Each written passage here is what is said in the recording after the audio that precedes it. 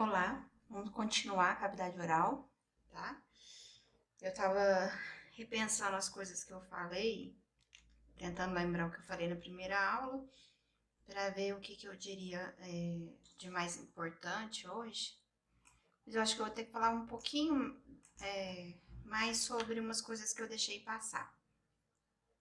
Então, lembrando, eu falei que tem 3 tipos de revestimento na cavidade oral, né? A mucosa de revestimento, a mucosa mastigatória e a mucosa lingual. A mucosa de revestimento tem um epitélio pigmentoso estratificado não queratinizado. A mastigatória tem um epitélio pigmentoso estratificado queratinizado. Esse ou paraqueratinizado aqui pode acontecer nos 2 tipos, inclusive aqui também. Então, eu coloco como lembrete, tá? Mas não quero que vocês fiquem preocupados. Eu sei que eu falei sobre a paraqueratinização, que é a questão de manter os núcleos. Então, tem várias regiões da cavidade oral que eventualmente pode mostrar algum grau de paraqueratinização, especialmente na mucosa que é queratinizada, né? Que tem a queratina. E aí pode ter algumas regiões de paraqueratinização. A de revestimento, que geralmente é não queratinizada, raramente vai ter uma área assim, raramente. Mas pode ter algumas áreas de paraqueratinização, principalmente na língua, que tem muita variabilidade nesse aspecto. Mas eu quero que vocês memorizem mesmo, é isso aqui, ó. Revestimento é não queratinizado. Mastigatória é queratinizada, tá? E a lingual tem variações, e a gente chama de especializada também por conta da possibilidade dessa função sensitiva, né? Da função gustatória da língua, além de outras funções que ela tem também. Então, a gente vai ver que as papilas têm alguma variação nessa questão da queratinização e em termos de quantidade, de presença ou não, tem áreas de paraqueratinização frequentes. Então, é mais comum ainda na língua isso, tá? Mas eu tenho que falar por quê. Por exemplo, na hora que eu for mostrar uma lâmina, pode acontecer de ter uma área paraqueratinizada e eu falo, ué, mas não era queratinizado? E até no mucosa de revestimento é menos comum, mas pode ter alguma área, inclusive de papila lingual, que geralmente não teria uma queratina, mas de repente pode aparecer um pouquinho de queratina com paraqueratinização, não queratinização ou ortoqueratinização. Então, essas variações, se aparecerem na lâmina, são normais, tá? Mas como eu falei, vamos memorizar desse jeito aqui, ó. Não queratinizada no revestimento, queratinizada no mastigatório e variável aqui na mucosa da língua. Faltou esse slide, eu criei ele agora, né? Para que a gente pudesse lembrar bem as regiões. Então, onde que tem mucosa de revestimento? Em regiões elásticas, bem úmidas da nossa cavidade oral, bem vermelhas, tá? Então, são as bochechas, os lábios, o assoalho da boca, o ventre da língua, tá?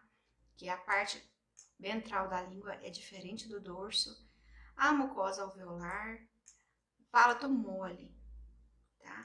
Então, são regiões, e ainda, regiões ali da orofaringe, claro. Então, a orofaringe também tem regiões que vão ter mucosa de revestimento. Tudo se você olhar na sua boca e for mais liso, mais úmido, mais vermelho, tende a ser mucosa de revestimento. Já a mucosa mastigatória, ela é geralmente um pouco mais pálida, um pouco mais áspera, né? E nem tão molhada assim, um pouco mais seca, de forma comparada, claro, com a mucosa de revestimento. E a mucosa lingual, e claro, tá no palato duro e na gengiva, né? A gengiva tem algumas variações, mas eu não vou entrar nesse aspecto, que eu acho que é mais importante para o curso de odonto, por exemplo.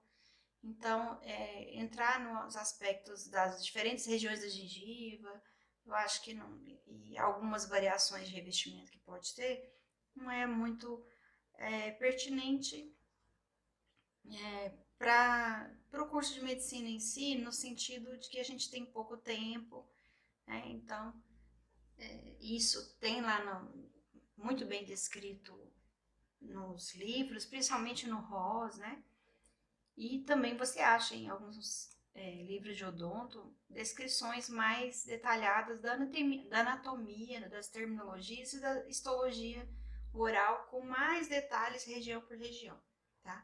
Se eu for falar muito assim, eu acho que vai ficar muito detalhado e muita coisa para vocês no conjunto geral de trato digestório e glândulas anexas. Então, eu acho que a gente tem que ser mais sucinto para ser mais prático. A mucosa lingual está no dorso da língua e a gente vai ver que tem algumas variações. Esse slide eu já mostrei só para lembrar o que seria a paraqueratose, né? Ou paraqueratinização, melhor dizendo. Então, os núcleos, existe a queratinização e os núcleos ficam aqui, ó, permanecem. Diferente daqui, que é a ortoqueratinização, que não tem núcleos, tá? Mas não se preocupem tanto com essa paraqueratinização. Aqui é um esquema, já mostrei também, da região com uma camada córnea de queratina, né? Agora eu fiquei na dúvida se a gente pode chamar de camada córnea na mucosa, né? Queratinizada, mas é uma camada de queratina. E aqui já não tem essa camada, né? Mas essa aqui seria, por exemplo, a mucosa mastigatória, né? E aqui já seria a mucosa de revestimento. A mucosa de revestimento, ela não tem queratinização, tá vendo? Muito raramente ela vai ter paraqueratinização, porque para ter paraqueratinização tem que ter um pouquinho de queratina, né? Mas eventualmente pode ter alguma região. Então, como que a gente percebe? Não tem o extrato granuloso, como eu já falei na última aula, não tem aquela camada cheia de grânulos de queratoialina e não tem queratina. É bem simples. E geralmente é bem espessa, tem muitas camadas de células, para compensar mesmo também a falta da queratina. Acho que eu já mostrei esse slide na aula passada. Só lembrando aqui, por exemplo, olha só, essa região mais pálida, tá vendo? Abaixo dessa linha tracejada aqui, ó, tem essa linha. Essa linha delimita a junção muco-gengival. Então, daqui para baixo, tá vendo que é mais pálido e parece ser um pouco mais seco. Aqui até brilha, né? Você vê a saliva ali meio que acumulada, mais liso e mais vermelho. Então, essa é característica de mucosa de revestimento, enquanto aqui a mucosa é do tipo mastigatória, tá? Os detalhes sobre a gengiva que eu falo é porque tem gengiva aderida, gengiva livre, gengiva interdental, e não tem por que a gente ficar nesses detalhes. Aqui também, olha, acima dessa linha é mais pálido, então aqui é por causa da queratinização que tem na mucosa mastigatória. E já aqui embaixo e no lábio tende a ser não, é mucosa de revestimento. Então, aqui tem queratina e aqui não tem queratina. O assoalho da boca também é a região de mucosa de revestimento, o ventre da língua, né? Tudo mucosa de revestimento.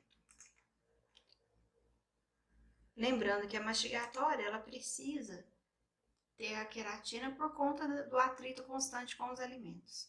Mais uma imagem, né, de uma mucosa de revestimento, né, não tem queratinização. Aqui uma imagem não tão boa, né, mas foi o que eu consegui, do palato duro, né? Então, o palato duro, ele já é uma região de mucosa mastigatória. No caso dessa lâmina, né, aqui a gente está vendo o osso, essa espessura toda aqui é osso. E o epitélio tá todo esgarçado aqui, né? Tá feio. Né? Então, isso aqui você não leva em conta, não. Mas o que eu quero mostrar é que tem uma camada de queratina, né? No caso aqui, é paraqueratina, tá vendo? Paraqueratinização. Não importa, né? É mucosa mastigatória. Então, a gente tem essa divisão, ó. Aqui tá meio amarelado, né? E pode ter também, se não me engano, tem umas regiões do palato, mas eu não sei se é no palato mole, que tem até um pouco de gordura, mas também tende a ser mais vermelho e mais úmido. Então, essa região do palato mole é mucosa de revestimento. Já o palato duro, vem até aqui e tudo, né? É mucosa mastigatória, né? Então, tem que ter mais atrito com o alimento, né? Então, é uma região que precisa de um epitélio mais resistente. Tem a região do palato duro relacionada à fossa nasal. Aí já é epitélio respiratório, como a gente viu nas aulas passadas. E aqui a gente está vendo várias regiões de mucosa de revestimento. Tem esse arco aqui, deixa eu ver se eu lembro o nome dele. Palato faríngeo? Eu acho que é. As tonsilas, né? A própria tonsila lingual, que não tá visível aqui, mas as tonsilas palatinas, ó. As tonsilas palatinas, a úvula, lá no fundo, né? A orofaringe, o palato mole aqui, né? A região da mucosa jugal, da bochecha aqui. Então, tudo isso é mucosa de revestimento, ou seja, não queratinizada. Vamos para frente. Agora, uma parte que eu não falei na aula passada, o lábio, né? O lábio tem três regiões. Tem a região interna, ó, essa região que tá mais clara, quem passa batom sabe, né? Que nessa região aqui, o batom nem gruda, nem pigmenta, porque ela é uma região úmida. Então, essa região aqui, ó, vou delimitar ela mais ou menos daqui para dentro, é a mucosa de revestimento também, né? Então, é não queratinizado, pigmentoso estratificado não queratinizado. A parte daqui para fora já é uma parte mais seca, né? Quem umidifica aqui é a gente com a língua. A gente passa toda hora a língua e para umidificar essa região. Então, essa região, em termos histológicos, nos livros de histologia e também, eu já verifiquei também com alguns dentistas, eles chamam de vermelhão, tá? Vermelhão. Ou borda vermelha ou zona vermelha, exagerei aqui, né? Então, a região do vermelhão do lábio, ou borda vermelha do lábio, é mais seca, é bem fina, e pelo fato de ser bem fina, ela é meio translúcida, então a gente enxerga todo o sangue que tem por baixo, que tem bastantes capilares aqui, superficiais, então por isso que é tão vermelhinho. Então, toda essa região tem um epitélio estratificado, pavimentoso, queratinizado. Só que é fino. É fino em termos de espessura do epitélio e é fino em termos de queratinização. Tá? Então, seria a segunda região, a região intermediária. E a outra região é a pele, propriamente dita, né? Então, estou tentando fazer aqui a pele do lábio aqui, ó.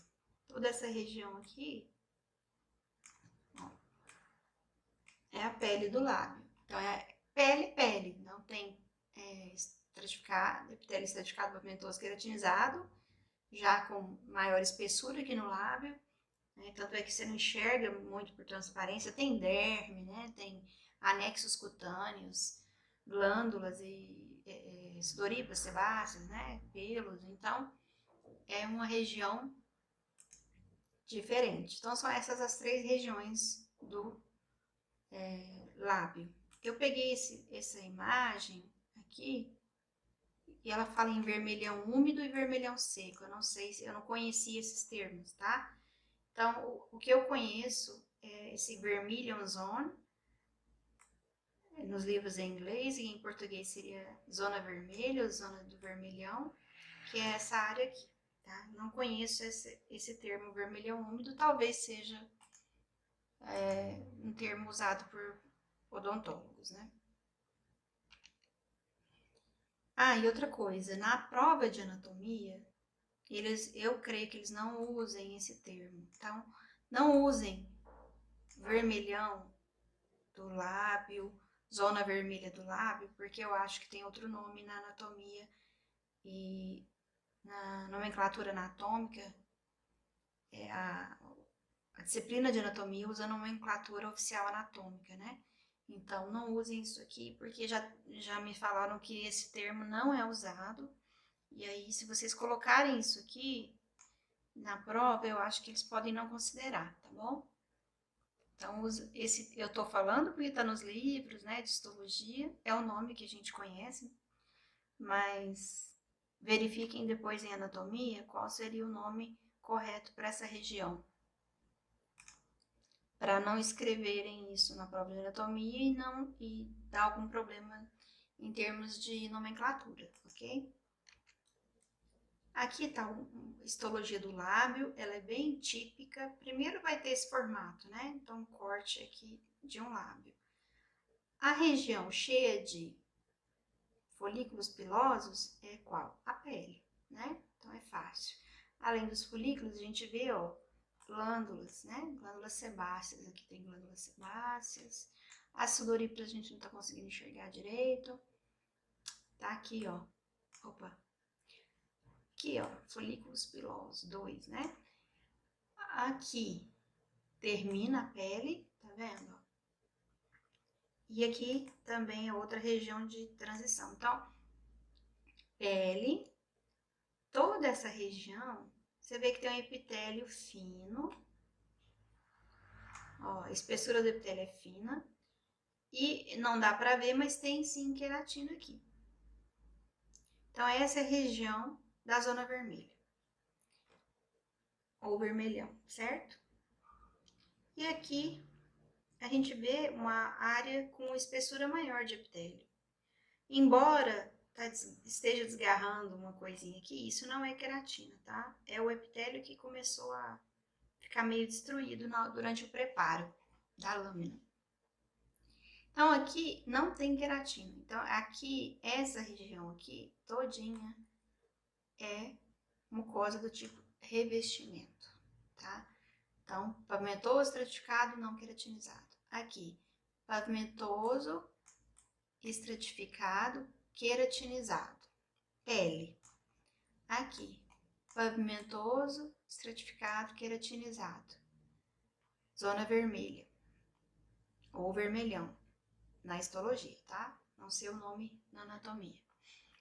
Então, outra coisa importante. Vocês estão vendo que tem uma região aqui no meio, um eixo central, que a gente encontra, ó, mais ou menos aqui assim, que a gente encontra áreas mais avermelhadas, isso é músculo estriado esquelético, né? Então, esse músculo estriado esquelético é responsável pela movimentação dos lábios, é muito importante para a fonação, por exemplo. Então, a gente tem músculo estriado esquelético no eixo central. E essas glândulas aqui, o que será? Essas são glândulas salivares menores, tá? Glândulas salivares menores. Eu vou falar das glândulas salivares em outra aula. Então, olha, observa bem. Aqui tem glândula sebácea e sudorípara. Aqui tem glândula salivar. E aqui? Aqui não tem. Então, na região de transição, né, na zona vermelha, aqui, não tem glândula de nenhum tipo. Por isso ela é tão seca. Por isso a gente tem que ficar passando a língua para umidificar esse epitélio. Por isso, no tempo seco, no tempo frio, inclusive formam-se rachaduras nos lábios. E a gente tem que usar alguns produtos para proteger, né? Então, essa região aqui não tem glândulas, olha só. Por isso, esse aspecto mais seco dessa região e tão delicado. Facilmente, fácil de ressecar, fácil de formar rachaduras, né, no inverno. Continuando. É outra imagem com uma coloração diferente, né? Pegou em vermelho aqui, ó, toda a musculatura estriada esquelética. Aqui, nessa cor mais rosada, tem uma grande quantidade de glândulas salivares, né?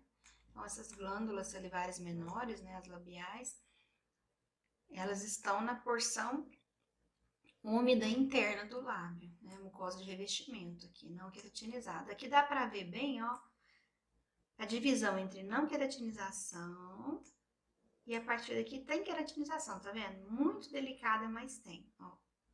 Tá queratinizado aqui. Até mais ou menos essa região, ó, é a região da zona vermelha. Não tem glândulas, né? Tem uma queratinização leve. E aqui já chega a pele, porque começa a aparecer as primeiras glândulas, né? Os primeiros anexos cutâneos, folículos pilosos e tudo mais. Então é tranquilo, o lábio é muito fácil de reconhecer na histologia. Só de olhar de longe assim, a gente já percebe que tem 3 regiões diferentes e a gente já sabe que é lábio. Só um detalhe maior, né? Aqui, região da mucosa de revestimento, sem queratinização e com glândulas salivares logo abaixo. No caso aqui são mucosas. Aqui a região da zona vermelha, que tem um pouquinho de queratina, né? Uma pele com algumas regiões bem finas.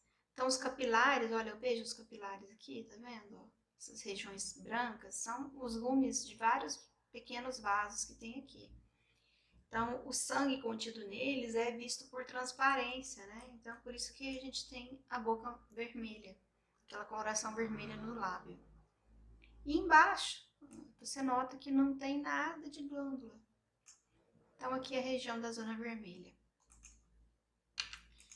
E aqui é pele, né? Então, é a região da pele mesmo, do lábio, do lado de fora. Tem aqui, a gente já vê um comecinho de um pelo, né? Glândulas sebáceas, então, muito tranquilo. A língua eu já comecei a falar um pouco para vocês na aula passada, né?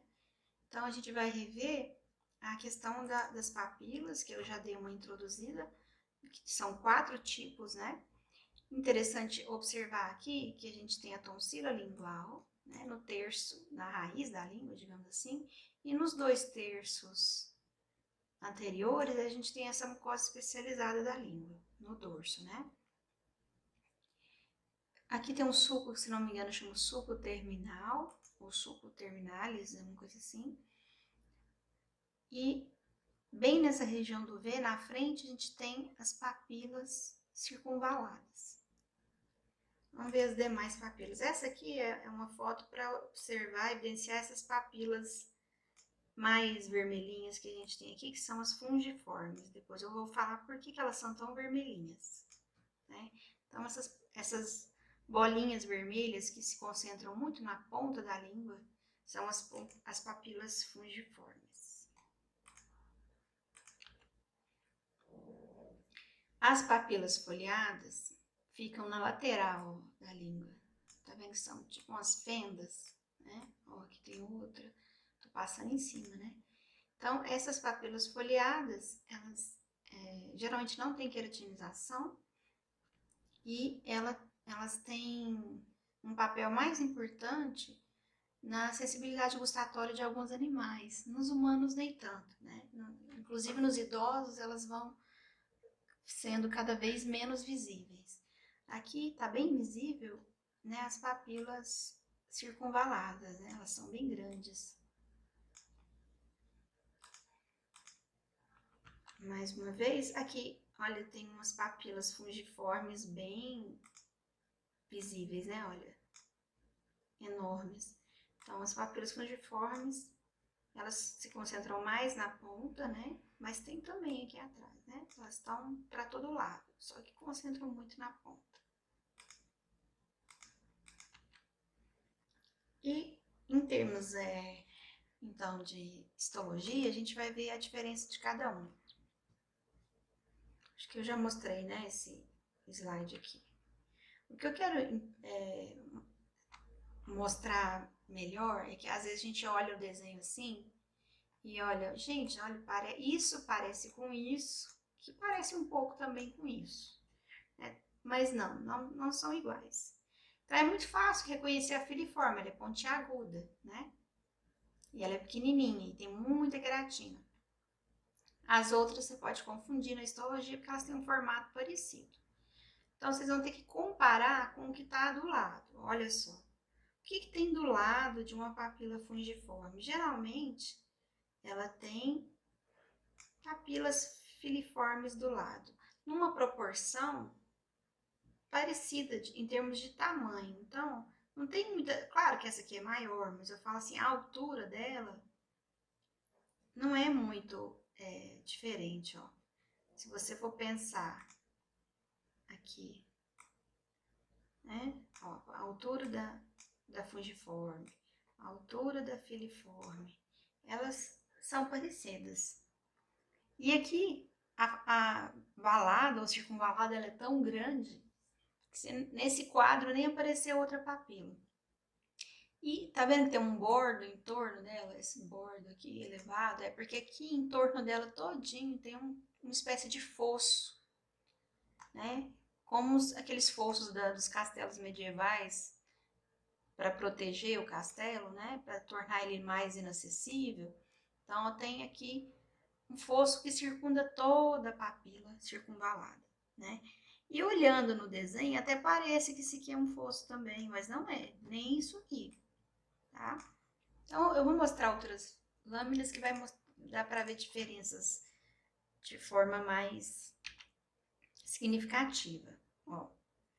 Então, aqui a gente tem uma papila filiforme que é muito fácil de ver. E ela é a mais queratinizada de todas. Eu não consegui fazer aqui. Sim, ó, é a espessura da queratina, né? Então, ela é bastante queratinizada. Isso aqui seria o comecinho de uma. Pegou um pedaço de uma papila, eu acho. E aqui uma completa, né? Essa queratinização excessiva, né, abundante, é que torna essas papilas mais acinzentadas. Por isso que a língua tem aquele tom predominante mais acinzentado, porque essas papilas predominam. Agora, olha a proporção. A circunvalada, né? A circunvalada tá aqui. Deixa eu mudar de cor aqui. A circunvalada tá aqui, né? Aqui tem uma fungiforme, ó.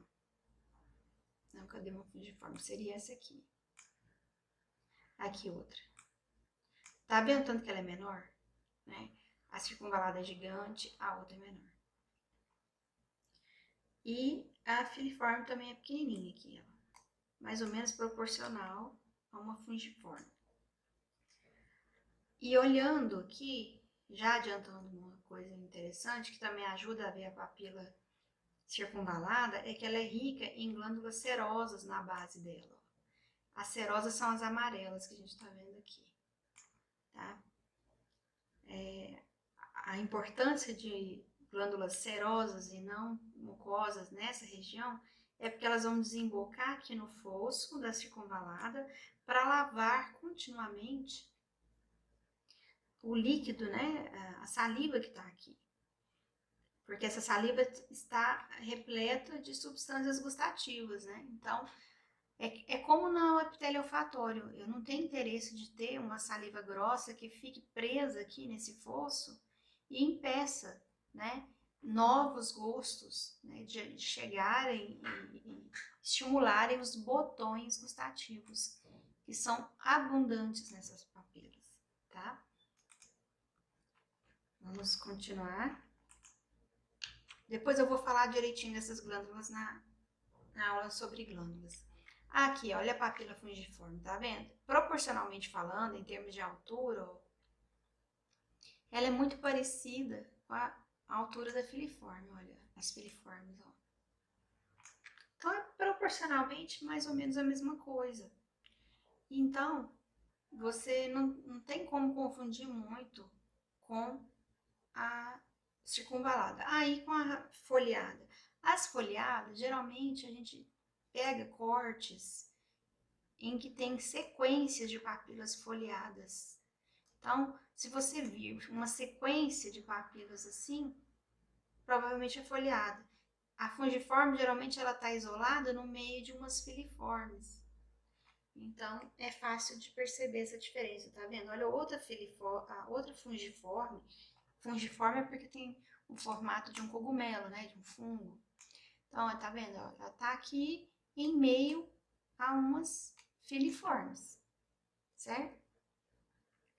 Outra coisa interessante, embaixo aqui tem o músculo estriado da língua, né? Que ele tem várias gerações.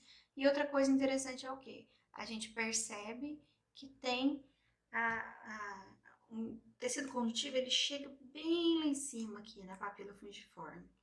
E como ele é rico em capilares sanguíneos, a gente vai ter também, por transparência, né? Com a queratinização aqui é muito leve e o epitélio é fino, a gente enxerga, né, a olho nu, essas papilas mais vermelhinhas.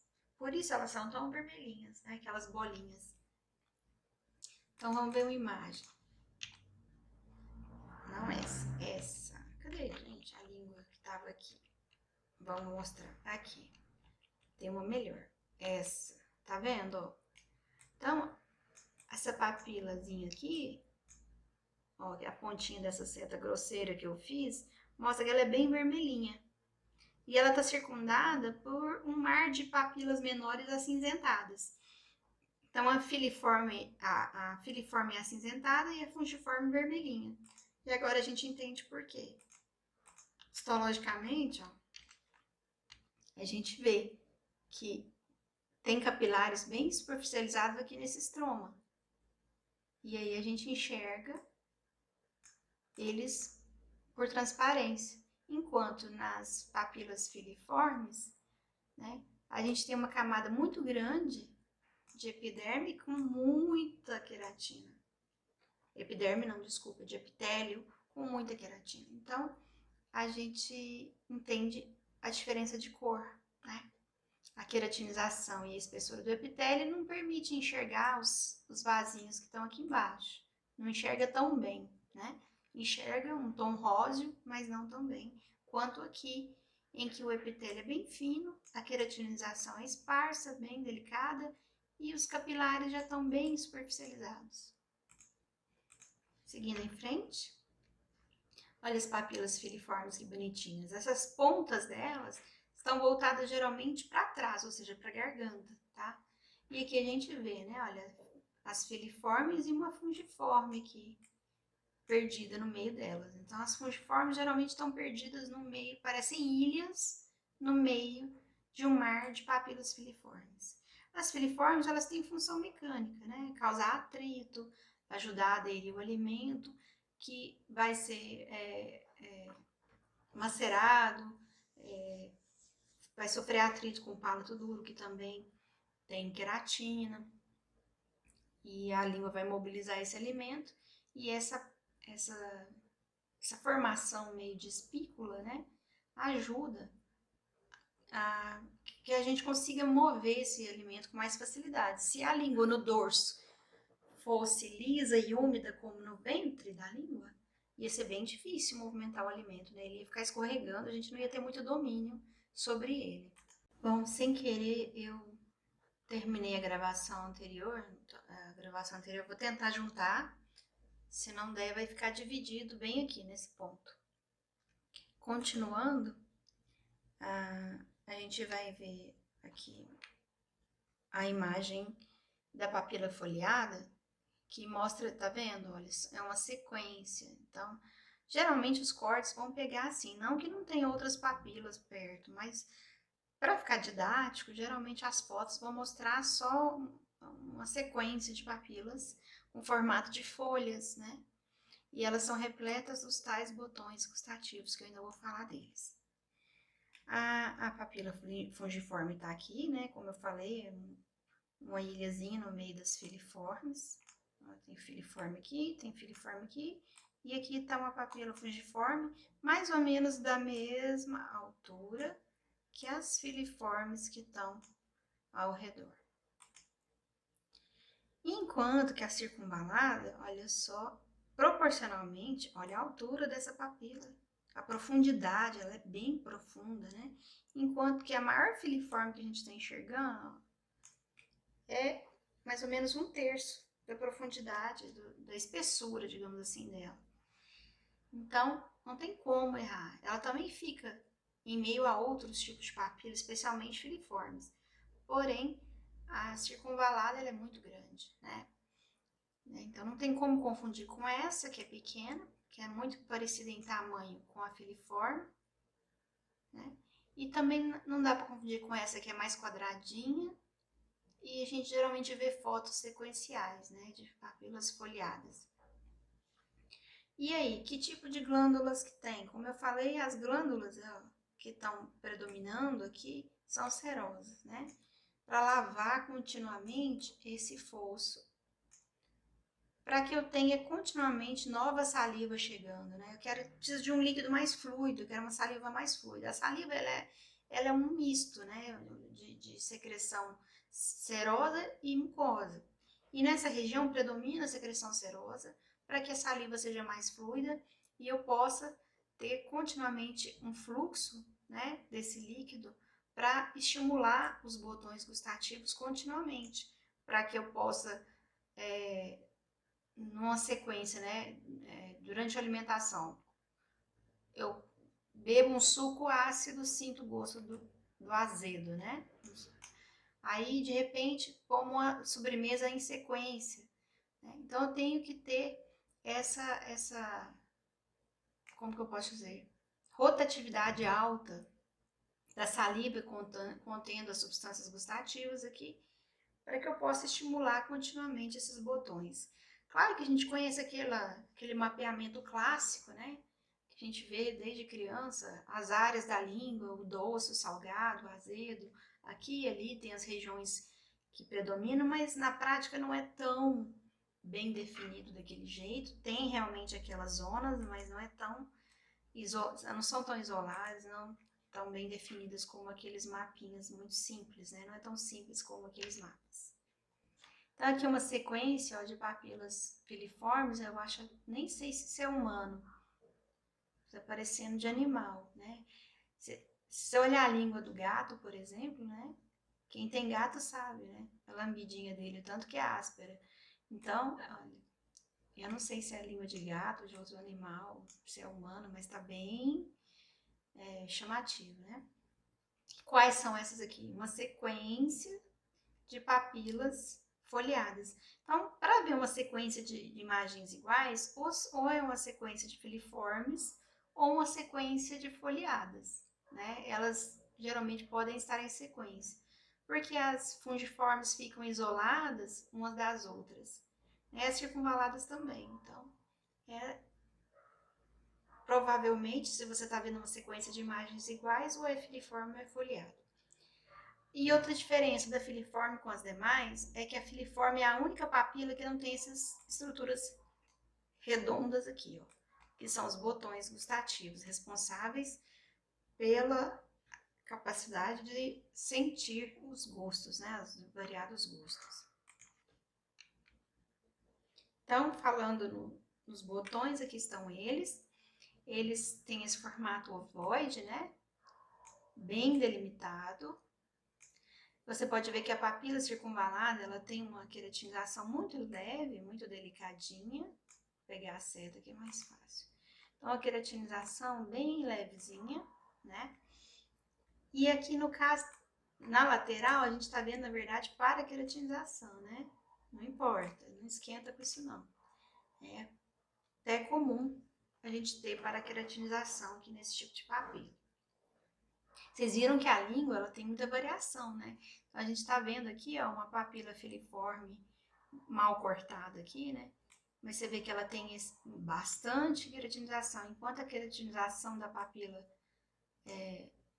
circunvalada é bem esparsa. Ah, e outra, a foliada, esqueci de mostrar isso. Depois eu volto lá. A foliada, ela não tem queratinização, tá? Então, olha só, a gente tá vendo que tem uma bolinha, tipo um orifício aqui, né? Um círculozinho, um orifício. Então tem que imaginar isso em terceira dimensão. São várias células formando um aspecto arredondado, puxando para um ovalado. E essas células elas tendem a começar aqui na lâmina basal, fazer esse formato arqueado, e o ápice delas está aqui nesse poro que chama poro gustativo. E o ápice delas se une bem fortemente umas com as outras, formando zônulas de oclusão.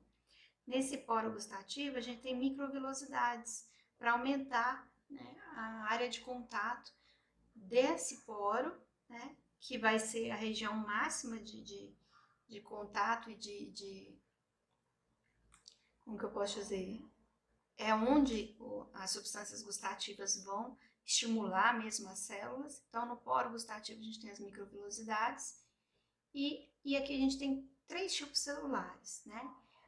As basais, que sempre tem, né? Então, são as células aqui da base, redondinhas, elas vão substituir as demais. A cada 10 dias, os 2 outros tipos celulares são renovados, né? E quais são esses 2 tipos? Um é um neuroepitélio, que é a célula neuroepitelial ou célula sensorial. Essa célula faz sinapse bem aqui, ó, com aferências sensoriais, né? Então tem várias fibras nervosas, por isso que a gente está vendo aqui, se vocês conseguem observar que toda essa região aqui, essa espessura mais ou menos assim, tá mais clara, né? É porque tem várias fibras nervosas aqui, né? Então, essas fibras têm esse tomzinho mais claro, diferente dessa região aqui que tem mais tecido conjuntivo. Ó. Então, aqui a gente tem as sinapses que vão levar a alguns certos pares cranianos a informação que está contida aqui nessa saliva, né? A saliva está nessa região próxima ao poro gustativo e a saliva vai ela embebe várias substâncias gustativas que vão estimular de formas diferentes essas células sensoriais. Essas células sensoriais, dependendo do gosto, são, por exemplo, através de transdução de sinal desencadeada por íons, como no caso do sabor salgado, né, o sódio, ou o azedo, como o H+. Também tem outros tipos de transição de sinais, com proteínas mais complexas. E a gente vai ter, além disso, outras células, que são as células de sustentação. As células de sustentação dão suporte mecânico e metabólico para as células sensoriais. Tá? E a transdução dos sinais gustatórios, esses detalhes, acho que não dá tempo de a gente ficar falando aqui, tá? Mas é bem interessante, no ROS, no Junqueira tem pouco, no ROS tem bem legal essa descrição, né, da proteína G e tal. Quem tiver interesse, é bem interessante mesmo aprender um pouquinho sobre como a gente percebe os diferentes gostos, tá? Outra coisa importante que a gente tem que falar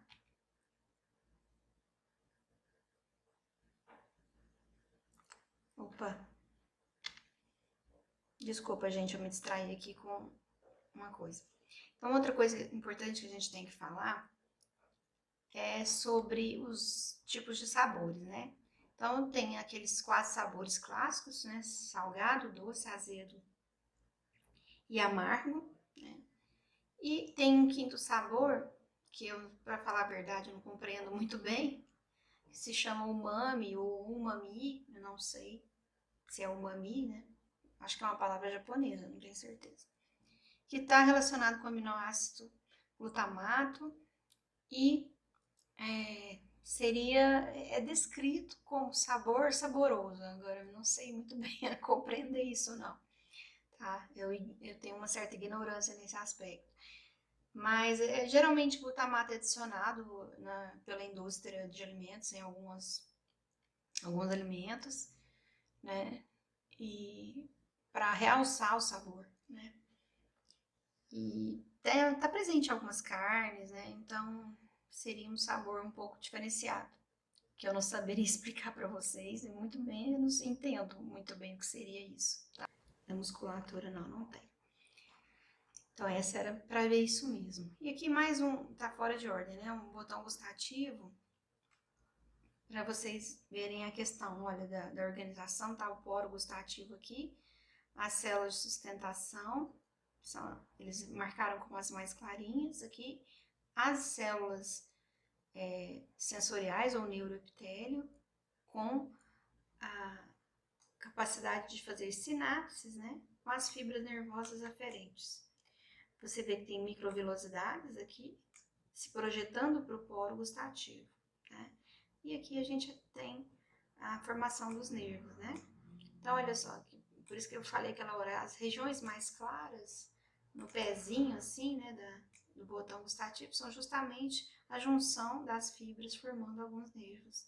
E aqui, você parece que essa região tá vindo desse botão aqui. Essa aqui, deixa eu tirar, né? Essa imagem que ficou meio bagunçada, olha, eu vou pegar a seta. A gente vê que essa área clara parece estar vindo desse botão gustativo, né? Esse nervo. Enquanto que essa aqui, ó, se origina nesse botão gustativo. E aqui, olha que bonitinho as microvelocidades, né?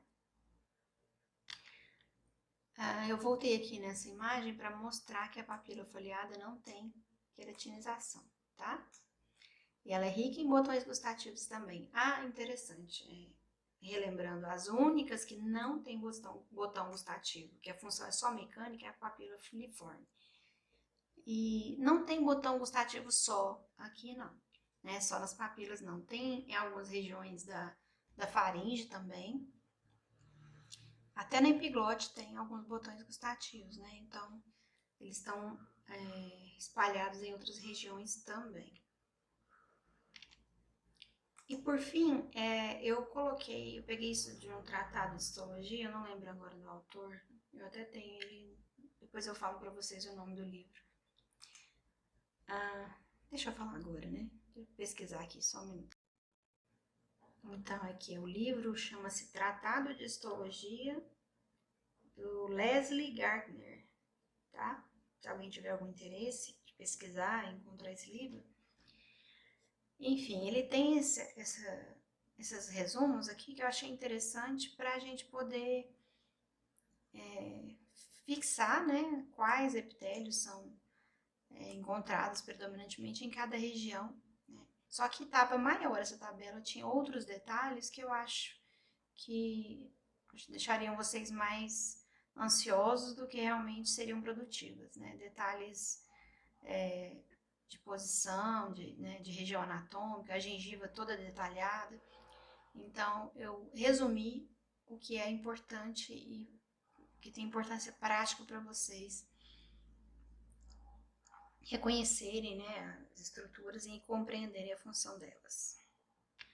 Então, eu vou deixar aqui, vocês depois deem uma pausa para dar uma olhadinha, né, na hora de estudar, que eu acho que ficou bem didática essas tabelinhas. Eu não vou falar cada parte, porque eu vou estar repetindo tudo que eu falei, né? E fica um pouco maçante, mas é mais para vocês poderem, de repente, dar um print e guardar em algum lugar, para ficar mais fácil de estudar.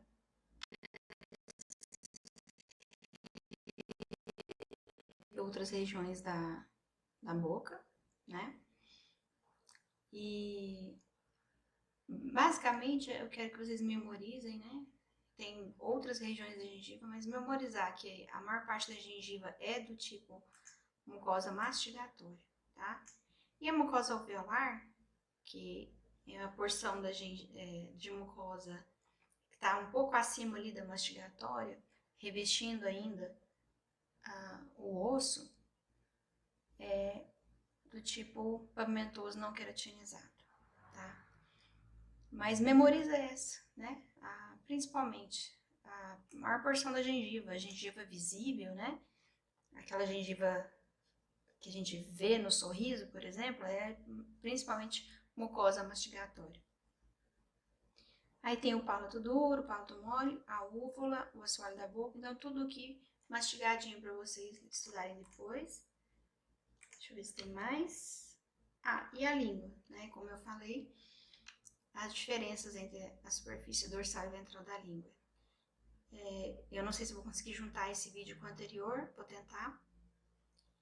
E vou parar por aqui. Próxima aula, não sei se eu vou falar de glândulas salivares ou se eu vou mudar radicalmente, depende do meu humor. Acho que talvez eu fale de fígado para ajudar vocês em relação a SP, tá bom? A SP dessa semana. Até mais.